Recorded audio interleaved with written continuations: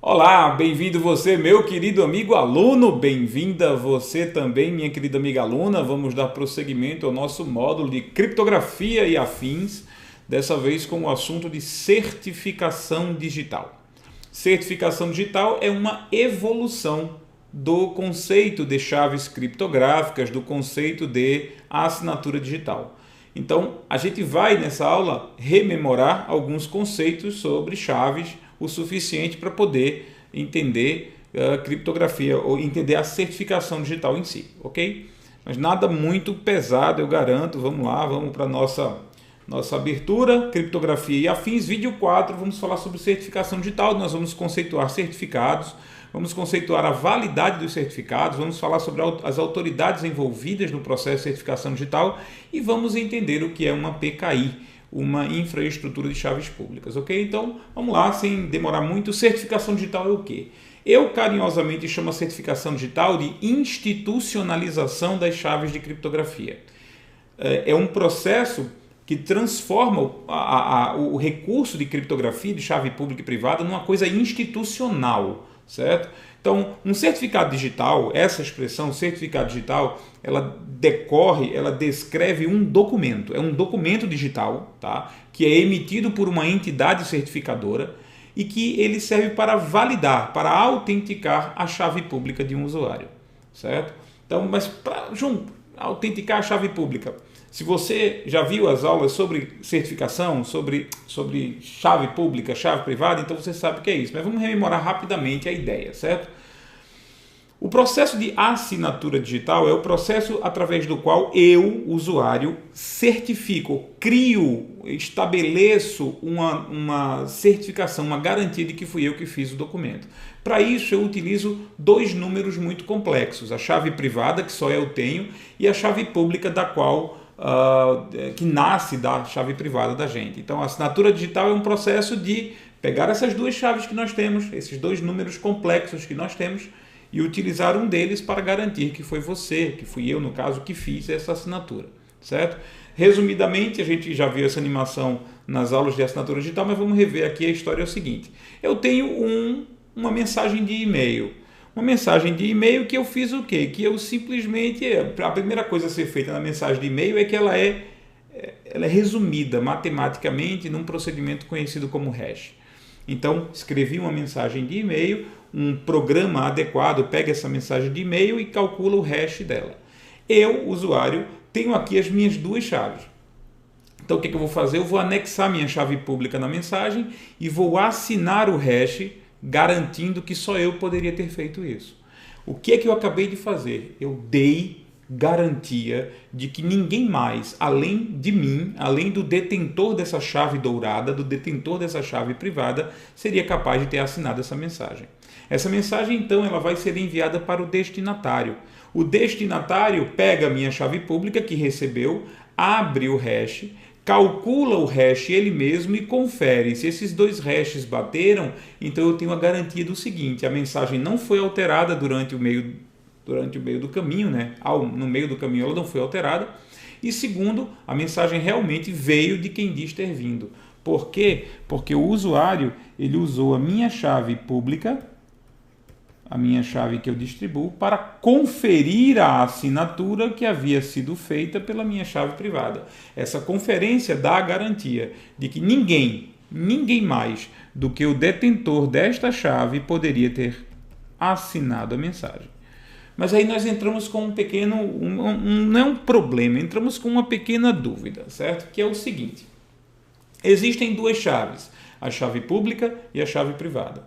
Você, destinatário do meu e-mail, você usou a minha chave pública para abrir a mensagem, para conferir que fui eu que assinei. Certo, mas onde? Quem foi que criou essa chave privada e quem foi que criou essa chave pública? Onde é que elas são criadas?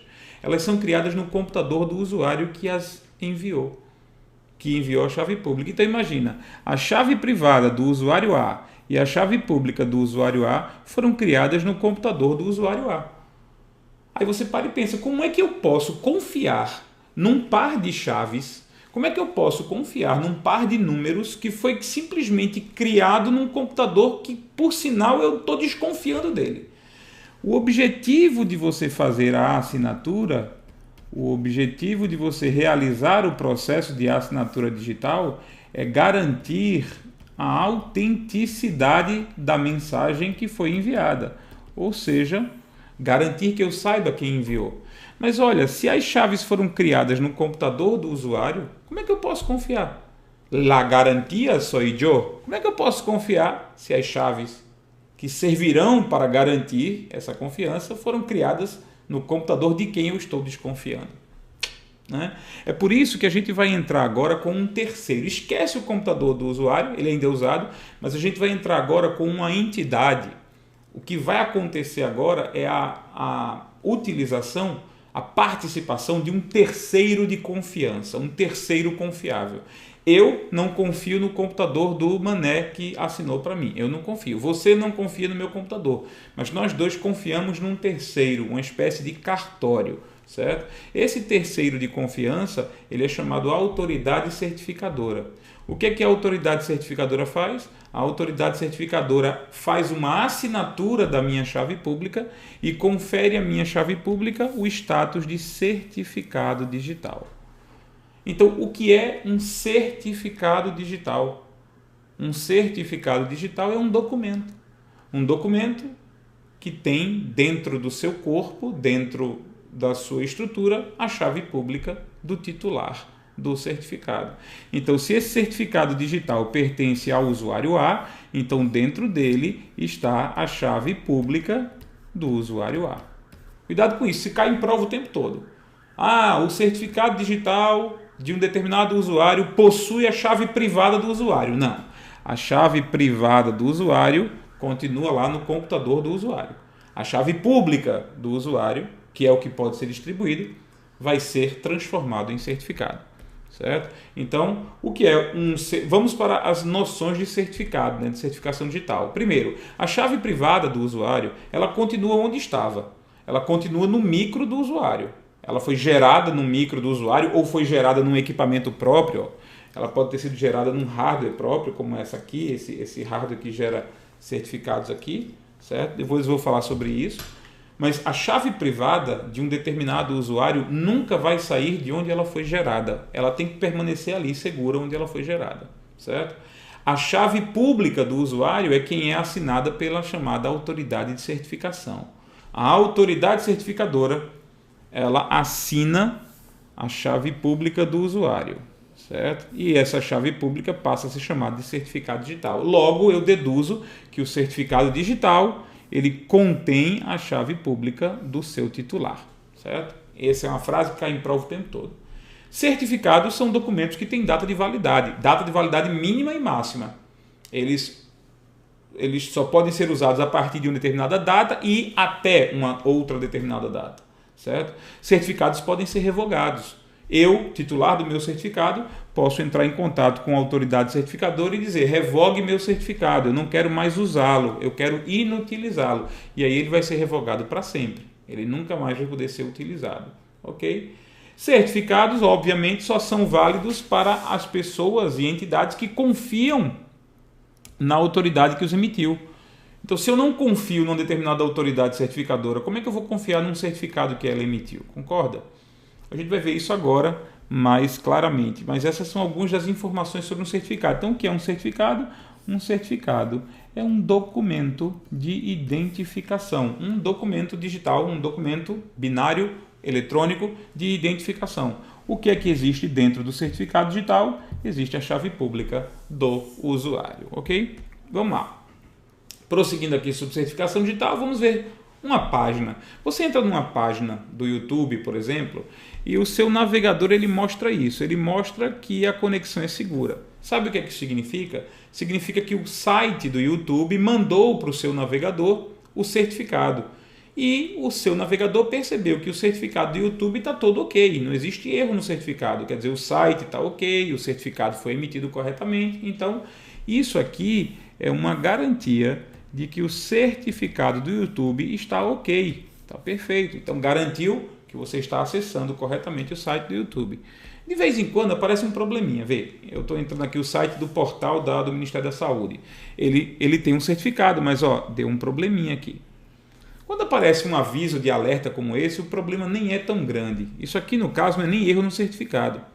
Isso aqui é porque, provavelmente, alguns objetos, alguns componentes da página não estão protegidos, estão vindo de outro canto. Normalmente isso acontece muito com imagens. Acontece com imagens e acontece com propagandas, quando o site contém propagandas do Google, propagandas de outros lugares. Então, quando uma página que você está acessando, ela tem componentes que são dela e componentes que vêm de outros sites, ou seja, componentes externos, normalmente esses componentes externos não estão protegidos pelo HTTPS, não estão protegidos pelo certificado. Então, o aviso, na verdade, é só o seguinte: este site contém componentes ou contém objetos que não estão protegidos pela criptografia, certo? Não estão protegidos pela criptografia do certificado. Então, não é um erro tão grave. Agora, isso aqui é um erro grave. Ó. Você entra num site e aí o teu navegador diz que o site não é seguro. Ó, ei, ó, temos um problema aqui. Não é seguro. Isso aqui, normalmente, quando aparece, é um problema no certificado. Problema no certificado do site. Certo? Aí eu pergunto, ó, tanto que ele diz assim, olha, não foi possível realizar a conexão via HTTPS seguro. Não foi. Então isso aqui normalmente é um problema sério. E que problema seria esse? Quais são os problemas que um certificado pode apresentar? Um certificado, ele pode estar expirado. Significa que o certificado ele tem uma data de validade, por exemplo, 12 de outubro de 2017, e aí você o está acessando no dia 13 de outubro, certo? Então, quando um site ele oferece um certificado expirado, quando um site apresenta um certificado expirado, aparece um erro, um defeito. Isso nem é eu, João, não considero nenhum problema tão grave. Às vezes a empresa, que é a dona do site, ela esqueceu de renovar o certificado, que ela vai ter que emitir de novo, vai ter que pagar de novo para emitir um novo certificado. Então ela esqueceu de pagar o certificado e aí está usando o certificado expirado por esquecimento. Isso é um pecado menos grave, certo? Um certificado revogado. Se uma empresa está usando um certificado que foi oficialmente revogado, isso é um problema. Então, eu tenho um certificado. Esse certificado garante que meu site é o site tal, certo? Mas um certificado revogado é um certificado que recebeu a autorização do titular, do próprio titular, para ser invalidado. Eu entrei em contato com a autoridade certificadora e disse, revogue meu certificado. E aí o que vai acontecer? Eu mandei revogar o certificado e eu estou usando um certificado que eu sei que está revogado. Então, normalmente, quando alguém está utilizando um certificado revogado, é porque esse alguém que está utilizando o certificado não é a pessoa que mandou revogar, então não é o titular, está acontecendo algum problema, certo? O certificado é de outro titular, aí é outro problema sério. Você está entrando no site A e esse site A está oferecendo como identidade um certificado de um endereço B. Isso é um problema, com certeza. Isso é falsidade ideológica, isso é um problema. Você está entrando num site X e o site diz, olha, eu sou Y, o certificado diz que eu sou Y. Isso é complicado. Outra coisa que pode acontecer com o seu certificado é o certificado ser emitido por uma autoridade não confiável. É exatamente isso que aconteceu agora nesse exemplo do site do Serpro. Na verdade, o meu navegador não confia nos certificados emitidos pela autoridade certificadora do Serpro. Isso é uma coisa que você corrige rapidinho. Você pega lá o certificado e pede para adicionar e aí o certificado passa a ser confiável.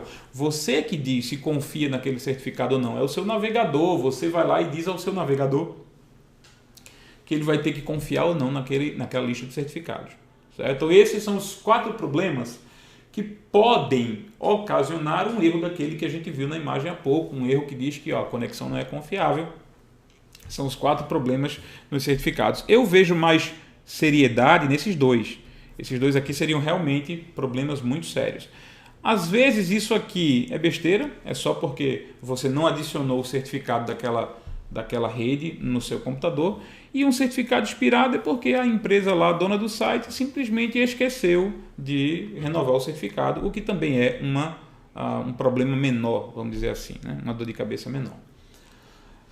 Onde as chaves privadas são geradas? Existem dois locais. Eu posso gerar minha chave privada no meu próprio computador, através de um programa. Eu pego um software que gera chaves, ele vai e gera uma chave no meu computador. Essa chave é sorteada, é um número muito grande, é um número com, sei lá, 1024 zeros e uns, 1024 bits. Então é uma chave muito complexa de ser sorteada assim. É como se você jogasse 1024 vezes a moeda para cara ou coroa e anotasse o resultado dessas 1024 jogadas de cara ou coroa, certo? O seu computador gera essa chave. Ou você pode usar um hardware criptográfico. O que é um hardware criptográfico? É um equipamento, como esse token aqui, como esse equipamento. É um equipamento de hardware que dentro dele tem um circuito eletrônico, e esse circuito eletrônico foi feito para gerar chaves. Ele foi feito para criar chaves privadas e públicas. No Brasil se usa muito dois tipos de hardware criptográfico. O token, que é o hardware que você coloca numa porta USB como se fosse um pendrive, e um cartão, um smart card. Então o que você tem aqui dentro, você tem circuitos eletrônicos que têm a função de gerar e armazenar chaves, ok? Gerar e armazenar chaves. Tanto aqui quanto aqui no seu token, você tem o poder de gerar e armazenar chaves. A vantagem do token é que você pode conectar ele direto na porta USB. O cartão, apesar de ser mais barato, você tem que comprar um equipamento, um hardware, para ligar no seu computador pela porta USB, que é um drive de cartão. É justamente um equipamento que tem uma fenda capaz de receber o cartão. Exatamente como a fenda do cartão de crédito, O seu cartão vai ser colocado aqui, vai ser introduzido aí nessa fenda e vai ser lido por esse equipamento. Então é a desvantagem de você ter um cartão em vez de um token. Na hora de você comprar seu hardware criptográfico, você escolhe. Quando você adquire um hardware criptográfico, você recebe manual de instrução, recebe tudo e tal, e você, claro, vai ter que emitir seu certificado lá na autoridade. Mas no seu material, no seu manual de instrução, vem a explicação sobre dois componentes importantes, o PIN e o PUC, certo? O PIN é a senha do seu hardware, certo? Então, você está lá com o seu token, Aqui está o token vai ser ligado na porta USB do seu computador, beleza. Você colocou na porta USB e você vai digitar um e-mail para assinar o e-mail, certo? Para assinar o e-mail, você tem que ter acesso à sua chave privada. A sua chave privada está aqui dentro e nunca vai sair. A sua chave privada, ela nasceu dentro do token e vai morrer dentro do token, certo? Para você usar, sempre que você quiser usar a sua chave privada, toda vez que você for assinar uma mensagem, você vai estar usando sua chave privada. Toda vez que você for usar a sua chave privada, você vai ter que dizer qual é essa senha. Então, o PIN, ou número de identificação pessoal, certo? Que não é necessariamente um número, pode ser letras também, Pode ser letras. Então, o PIN é a senha que te dá acesso a usar a chave. A senha que te dá acesso. Botou o certificado lá na USB, assinou uma mensagem, quero usar uma chave privada, quero assinar a mensagem, você vai usar a chave privada. Vai usar a chave privada, o que vai acontecer? O seu PIN vai ser pedida a sua senha. Se você errar essa senha algumas vezes, normalmente no Brasil, 10 vezes. Se você errar essa senha, ela fica travada e você não pode mais utilizá-la. Já que você não pode mais utilizá-la, você vai ter que desbloqueá-la usando o PUC. Então, o PUC significa a chave de desbloqueio do PIN, certo? É um código que é usado para você desbloquear o PIN para poder voltar a utilizar a sua chave privada. Se você perdeu o PIN e se você não sabe qual é o PUC, você perdeu sua chave privada. Se você perdeu sua chave privada, você nunca mais vai poder usá-la. Se você nunca mais puder usá-la, você vai ter que emitir outra chave privada se quiser começar a assinar de novo, mas é outra chave que você vai ter que pedir para ser gerada, certo? Não esquece que a chave privada é o segredo da jogada, certo? A chave privada não pode cair em mãos erradas. Se uma pessoa sabe o teu PIN, ela consegue usar a tua chave privada. Essa pessoa pode assinar coisas por você. Ela pode assinar e-mails por você, ela pode assinar documentos por você, ela pode assinar autos de infração por você, ela pode assinar o que for. Se ela tiver acesso ao seu PIN, ela tem acesso à sua chave privada. Se ela tem acesso à sua chave privada, ela pode assinar as coisas por você. E agora, como o certificado digital tem validade jurídica, vai ser irrefutável. Você não vai poder dizer não fui eu que fiz, ou você vai ter que assumir a responsabilidade de alguém ter feito isso usando a sua chave privada, certo? Então cuidado, por favor, tá? Agora não confundamos, o que eu vou mostrar agora é PKI. Não tem nada a ver com PIN nem com PUC, embora seja uma sigla, comece com P e tenha 3 letras, certo? Então PKI significa Infraestrutura de Chaves Públicas. Ela pode ser traduzida para o português como ICP. Uma infraestrutura de chaves públicas é uma iniciativa pública ou privada, é um grupo de órgãos, é um grupo de entidades que tem o objetivo de manter uma estrutura de chaves públicas, manter uma estrutura de certificação digital. Então eu chamo carinhosamente de rede de confiança. Uma PKI é uma rede de confiança. É uma rede de entidades que seguem à risca os mesmos padrões e diretrizes para a emissão de certificados. Então, a função de uma PKI é definir um conjunto de normas, práticas e diretrizes a serem adotados por todos os componentes da rede. Então, uma vez que uma entidade, o comitê gestor dessa entidade define quais são as regras, quais são as normas, quais são os tamanhos das chaves, quais são os algoritmos, quais são os programas a serem utilizados, uma vez que isso acontece, essas definições são criadas, certo? Todos os componentes da rede seguem as mesmas normas, então todos os componentes da rede se confiam uns nos outros, certo? Confiam uns nos outros. O governo federal tem a sua própria PKI, que é chamada ICP Brasil, Infraestrutura de Chave Pública Brasileira, certo? Então vamos lá, vamos conhecer um pouco dos componentes de uma PKI. Toda PKI, toda rede de confiança, ela tem uma autoridade certificadora raiz, uma autoridade certificadora principal, certo? Essa autoridade certificadora emite e assina os certificados das autoridades certificadoras intermediárias. Então, a função da autoridade certificadora raiz é delegar o direito de emitir certificados para outras entidades. E essas outras entidades, elas têm subordinadas a elas as chamadas autoridades de registro, autoridades registradoras ou autoridades de registro. São os componentes básicos de uma PKI, de uma infraestrutura de chaves públicas, ok? Vamos conhecer esses componentes. A autoridade certificadora raiz é a fonte da confiança da PKI. É ela que gerencia as normas, é ela que aplica as normas, é ela que audita as normas para toda a PKI, toda a rede, certo? Então, olha só que engraçado. A autoridade certificadora raiz, ela assina o seu próprio certificado. Então, se cair na prova, é correto afirmar que o certificado da autoridade certificadora raiz é autoassinado, correto? O certificado que diz que ela é a autoridade certificadora raiz é assinado por ela mesma. Ela, a autoridade certificadora raiz, assina os certificados das outras autoridades certificadoras. Então, qualquer outra autoridade certificadora intermediária, ela tem seu certificado assinado, seu poder de trabalhar, seu poder de assinar é delegado pela autoridade certificadora raiz. Agora, a autoridade certificadora raiz não assina certificados de usuários. Um usuário como eu, um usuário como você, não tem seu certificado emitido por uma autoridade certificadora raiz. A autoridade certificadora raiz está por cima da carne seca, acima do bem e do mal, não se mistura com essa gentalha, ok? E uma coisa que é bom saber também é que a autoridade certificadora raiz é quem emite a lista de certificados revogados. Então, existe uma lista de certificados revogados, que no inglês pode ser Certified, CRL, Revocate Certificate List, o RCL, eu acho que é CRL que está aqui, certo?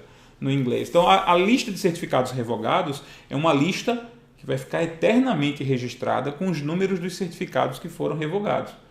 Eu vou lá e digo, revoguei certificado. Aí o número do certificado, XYZW, o número do certificado, entra nessa lista e nunca mais vai sair dessa lista.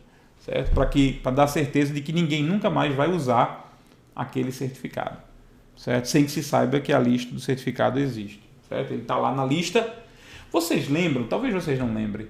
Na época que os cartões de crédito não eram online, você entregava o seu cartão de crédito numa loja, e aí o cara da loja tirava uma espécie de, parecia uma lista telefônica enorme, ia lá procurar o número do cartão para saber se o cartão estava válido ainda ou não.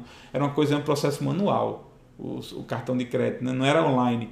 Então, o caso da certificadora é isso. Quando você entra no site e o site manda um certificado para você, o teu navegador vai procurar na LCR, na lista de certificados revogados, para saber se o certificado está revogado ou não. E quem tem a obrigação de emitir e publicar essa lista é a autoridade certificadora raiz. Okay? Existem também as autoridades certificadoras intermediárias, que são aquelas que assinam certificados de usuários. Pessoas físicas, jurídicas, sites, são os usuários do sistema da PKI e esses certificados são emitidos pela autoridade certificadora intermediária. Okay? E também existem as ARs, ou autoridades de registro. As autoridades de registro não emitem, não assinam, não revogam qualquer certificado. A autoridade de registro não assina, não emite, não revoga certificado. A autoridade de registro apenas atende o usuário, certo? Ela atende o usuário, ela faz a verificação presencial do usuário, se for necessário. Você vai ter que ir numa AR, pedir para emitir um certificado. Então eles vão ver quais são as documentações que você levou, o que é necessário, o pagamento. Você garantiu que fez tudo o que era para fazer, aí a autoridade de registro ela passa a solicitação de emissão para a autoridade certificadora. A autoridade certificadora então emite o teu certificado, ok? É como se a autoridade de registro fosse uma concessionária de carro. Não é a concessionária que fabrica o carro. A concessionária vai lá atender o teu pedido. Então você vai lá, eu quero um Fiat Palio azul com farol assim, com vidro assim, com isso, com direção hidráulica. Então você diz o que você quer para o seu carro. Esse pedido é passado para a fábrica. A fábrica vai levar uns 30 dias, 60 dias para te devolver o carro do jeito como você quer, se você for pedir assim, ok? Portanto, a autoridade de registro é uma concessionária, mas o certificado é fabricado na autoridade certificadora, ok? A nossa ICP Brasil, como é que ela funciona? Nossa ICP Brasil, ela tem como autoridade certificadora raiz o Instituto Nacional de Tecnologia da Informação, o ITI. O ITI é a autoridade certificadora raiz da ICP Brasil. Todas as normas da ICP Brasil, todas as diretrizes da ICP Brasil, todas as regras foram escritas e são auditadas pelo ITI, certo? O ITI emitiu certificados para algumas autoridades certificadoras, Serasa Experian, Caixa Econômica Federal, Bradesco, CertiSign, são empresas, são entidades que atuam como autoridades certificadoras. Então eu posso pedir um certificado emitido pela Receita Federal. Eu posso, embora eu não tenha colocado a Receita Federal aqui, eu posso pedir um certificado emitido pela CertiSign, pelo Bradesco, pela Caixa Econômica Federal. São autoridades certificadoras. E abaixo delas existem as autoridades de registro, que são empresas públicas e privadas, normalmente privadas, que atuam como autoridades de registro, autoridades para receber o usuário presencialmente. Essas empresas, minha gente, essas empresas elas não precisam nem ter uma sede muito grande, basta uma sala, mais um laptop é o suficiente para você atuar como autoridade de registro. Uma sala e um laptop. E esse laptop conectado à internet. Só que você tem que ter um certificado, claro. Você tem que ter um certificado emitido por uma autoridade de certificação que te dê o direito de atuar como autoridade de registro também, para repassar os pedidos lá para cima. Ok? Então, a autoridade de registro é uma lojinha, um quiosque de atendimento, que vai atender você como usuário e vai passar suas requisições para cima, passar suas requisições para a autoridade de certificação, mas quem emite o seu certificado, quem assina um certificado novo e emite para você é a autoridade de certificação, a autoridade certificadora, ok? E nós vamos agora continuar aqui, só dar uma olhada aqui, eu vou mostrar aqui o certificado da ICP Brasil, ó. Esse é o certificado do ITI. Quem é a unidade, ó, que legal. O certificado. E veja que coisa interessante, esse certificado de raiz não é confiável, quer dizer, meu computador não confia na autoridade certificadora raiz brasileira, no certificado dela, não confia. Está aqui dizendo Brasil, a empresa ICP Brasil, a unidade empresarial, quem é que está sendo certificado por esse certificado. País, Brasil, empresa, quem foi que emitiu o certificado? Tá, ó, o mesmo que emitiu o certificado é para quem o certificado foi emitido. Daí a razão de dizer que o certificado é autoassinado. O certificado da autoridade certificadora raiz é assinado por ela mesma, certo? Vamos continuar a analisar aqui o certificado. Ó. Mais para baixo, nós temos que esse certificado ele não pode ser válido antes de 2 de março de 2016 e não pode ser válido após 2 de março de 2029. Quer dizer, a data de validade desse certificado é 2029. Mais precisamente, às 20 horas, 59 minutos e 38 segundos do horário padrão de Brasília do dia 2 de março de 2029. As outras informações dizem que tipo de criptografia é usada, né?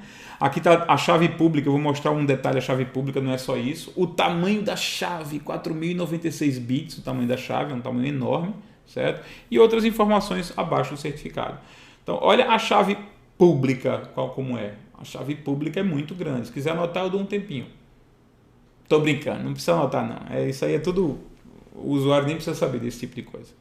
Agora vamos para uma coisa que eu sei que é decoreba, que vai encher o saco de muita gente, que são os tipos de certificado da ICP Brasil. A ICP Brasil é a PKI do governo federal, então tudo confia na ICP Brasil.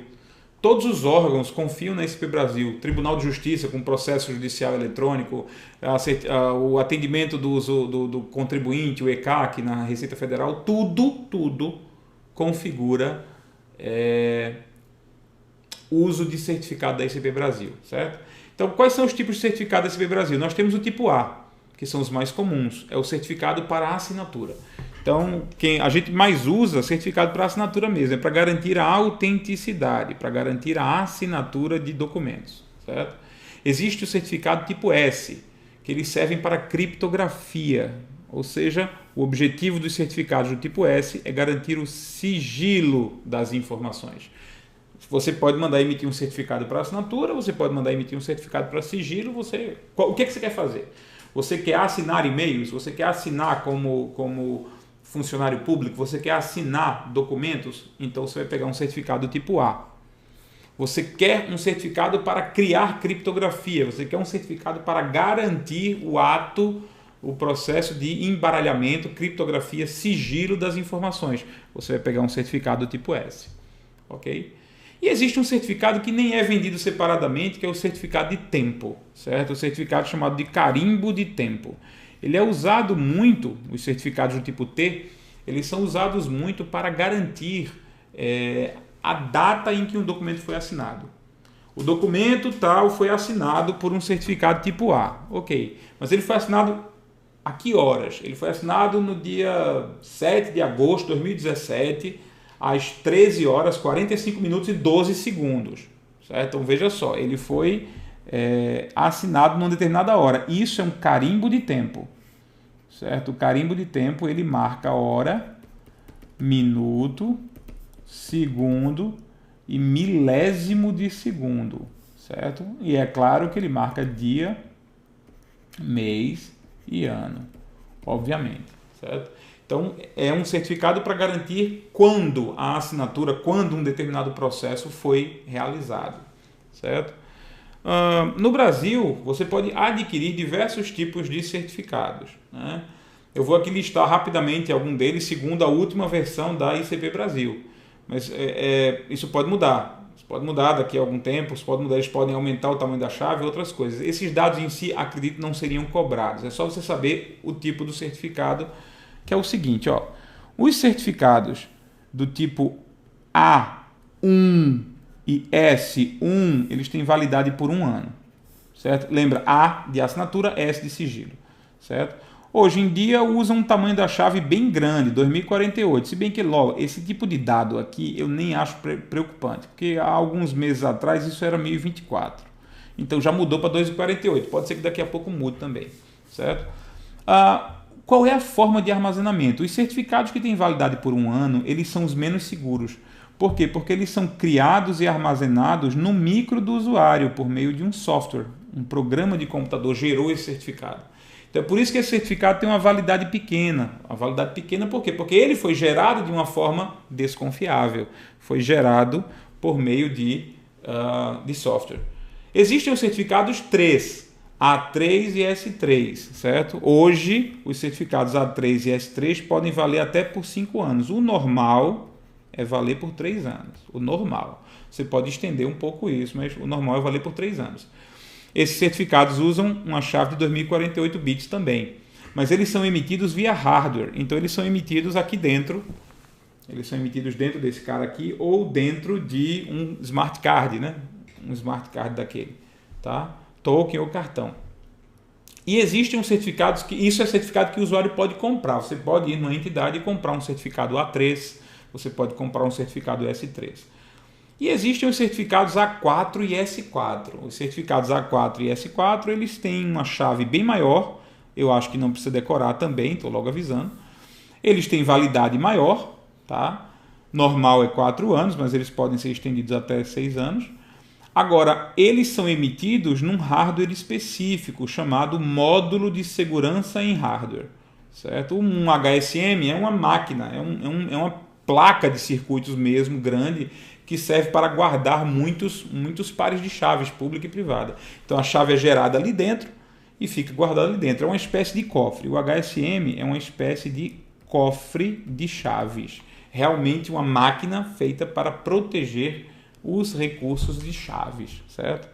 Então, assim, é um certificado que você não pode emitir para você, porque você não vai ter um desse ligado ao seu computador. Normalmente, esses certificados, eles são usados por entidades que guardam chaves. Então, entidades que guardam chaves, como, por exemplo, autoridades certificadoras. Autoridades certificadoras precisam guardar as chaves, precisam ter um sistema de guarda de chaves. Imagina que uma entidade como um Tribunal de Justiça quer que todos os e-mails que trafegam no e-mail institucional sejam assinados. Então, o Tribunal de Justiça vai ter que comprar um cara desse, o Tribunal de Justiça vai comprar um cara desse, um HSM, e vai guardar os pares de chaves de todos os seus servidores públicos, de todos os seus usuários aqui dentro. Então, eu vou ter aqui uma coleção de chaves privadas e públicas registradas devidamente dentro do HSM do tribunal, ok? Com isso, a gente vai para mais o quê? Né? Já vimos alguns detalhes aqui, mas vamos para mais o quê? Quais são os certificados usados no Brasil, na ICP Brasil? Nós temos o CPF eletrônico, que é usado perante a Receita Federal, né, para o sistema de atendimento da Receita Federal, que é o ECAC. Nós temos o CNPJ eletrônico, também, só que para representar, para autenticar contribuintes pessoas jurídicas, e nós temos a OAB eletrônica. A OAB eletrônica é um exemplo, é justamente esse cartão Smart Card com a tua foto, advogado, né? O advogado tem uma OAB que é um Smart Card, ele ganha senha, ganha PIN, ganha PUC também, certo? Para poder o quê? Para poder assinar as petições, as peças num PJE, num processo judicial eletrônico. Então, não são todos os tribunais que aceitam ainda hoje, ainda precisa mudar a tecnologia para eles, mas você quer dar entrada com processo judicial eletrônico, você dá entrada lá, tudo digital, e usa a sua OAB eletrônica para assinar o documento, ok? É isso, com isso a gente estendeu um pouquinho, 38 minutos já de aula, né? É bem grandinho a nossa aula, mas era tudo sobre certificação digital que era preciso ver. Leia o seu material, no material de apoio, por sinal, você tem aí à sua disposição o quê? O capítulo de criptografia e afins, você tem certificação digital, ok? E você vai tentar responder as questões propostas 7 a 9, tá? Então é basicamente isso. Com isso a gente encerra esse assunto, o módulo de criptografia com certificação digital. Tá? Muito obrigado pela sua atenção. A gente se vê, tente ler o material, responder as questões e boa sorte quando for fazer a sua prova.